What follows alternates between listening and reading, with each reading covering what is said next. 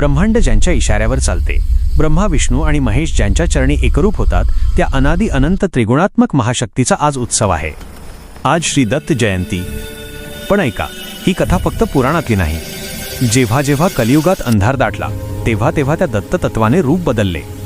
गिरनार शिखरावरचा तो अवधूत कलियुगात भक्तांच्या हाकेला धावून आला.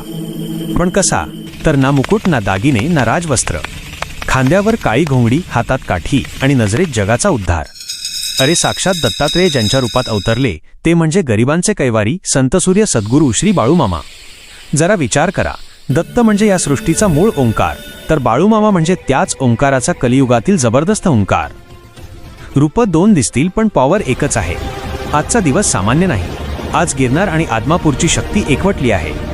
जर तुमच्यात ती भक्तीची धमक असेल तर दोन्ही हात वर करा आणि असा जयघोष करा की त्या आवाजाने स्वर्गात देव आणि इथे भक्तांचे हृदय थरारले पाहिजे. चला, पूर्ण ताकदीनिशी बोला, अवधूत चिंतन श्री गुरुदेव दत्त. आणि बोला, बाळूमामाच्या नावानं चांगभलं.